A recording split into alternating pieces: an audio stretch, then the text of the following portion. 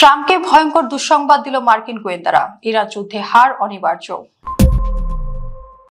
মধ্যপ্রাচ্যে যখন বারুদের গন্ধ আর ধ্বংসের তাণ্ডব, ঠিক তখনই হোয়াইট হাউসের অন্দরে আছড়ে পড়ল এক ভয়ঙ্কর দুঃসংবাদ। মার্কিন প্রেসিডেন্ট ডোনাল্ড ট্রাম্প যখন দম্ভ ভরে ইরানকে পরাজিত শক্তি হিসেবে ঘোষণা করে চূড়ান্ত আঘাতের হুঙ্কার দিচ্ছেন, ঠিক তখনই তার মুখের ওপর চরম সত্যটি ছুড়ে দিল খোদ মার্কিন গোয়েন্দা সংস্থাগুলো। ন্যাশনাল ইন্টেলিজেন্স কাউন্সিলের এক অতি গোপনীয় ও চাঞ্চল্যকর প্রতিবেদনে সাফ জানিয়ে দেওয়া হয়েছে, সর্বাত্মক সামরিক আগ্রাসন চালিয়েও ইরানের বর্তমান শাসন ব্যবস্থাকে উপড়ে ফেলা আমেরিকার পক্ষে একেবারেই অসম্ভব।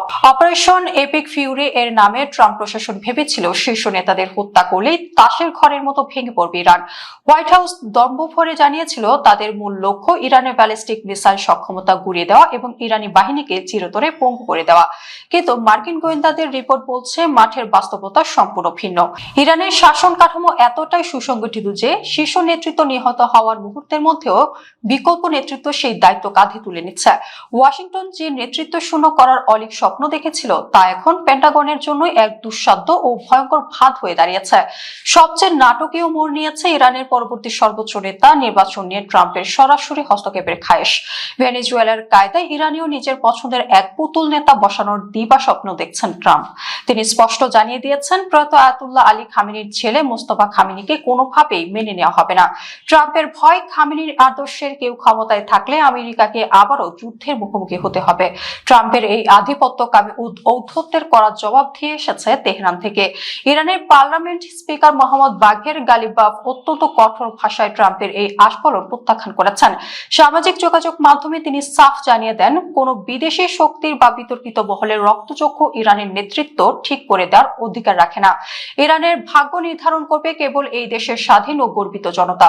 মার্কিন মুখপাত্ররা যখন দাবি করেছেন ইরানের কোমর ভেঙে দেওয়া হচ্ছে, তখন রণাঙ্গনের দৃশ্যপট পুরো উল্টো। সংযুক্ত আরব আমিরাতের দুবাই বিমানবন্দরে ইরানের ব্যালিস্টিক মিসাইলের নিখুঁত হামলার গুঞ্জন এবং মার্কিন রাডার সিস্টেম ধ্বংসের খবরে বিশ্বজুড়ে এখন চরম আতঙ্ক। প্রেসিডেন্ট মাসুদ পেজেশকিয়ানের কূটনৈতিক বার্তার পরও ট্রাম্পের নিঃশর্ত আত্মসমর্পণের দম্ভক্তি পুরো পরিস্থিতিকে খাদের কিনারায় নিয়ে গেছে। অন্যদিকে ভারতের পররাষ্ট্রমন্ত্রী এস জয়শঙ্করের মন্তব্য এবং রাশিয়ার তেল নিয়ে ট্রাম্পের সহযোগীদের হুঁশিয়ারি এই বৈশ্বিক সংকটকে এক নতুন ও জটিল মাত্রা দিয়েছে। সাধারণ বিচ্ছিন্ন বিদ্রোহী গোষ্ঠীগুলো দিয়ে ইরানের ক্ষমতা দখলের যে নোংরা প্রক্সি গেম আমেরিকা খেলতে চেয়েছিল তা আজ চরমভাবে ব্যর্থ। যুদ্ধের এই ভয়াবহ দাবানলের মাঝে এখন পুরো বিশ্বের মনে একটাই প্রশ্ন, ট্রাম্প দম্ভের বশবর্তী হয়ে নিজের ধ্বংসই ডেকে আনছেন, নাকি মার্কিন গোয়েন্দাদের আশঙ্কায় বাস্তবে রূপ নিতে যাচ্ছে। সাম্রাজ্যবাদের মিথ্যে অহংকার যে এবার চিরতরে মাটিতে মিশে যেতে বসেছে তা ন্যাশনাল ইন্টেলিজেন্স কাউন্সিলের এই রিপোর্টেই দিবালোকের মতো স্পষ্ট।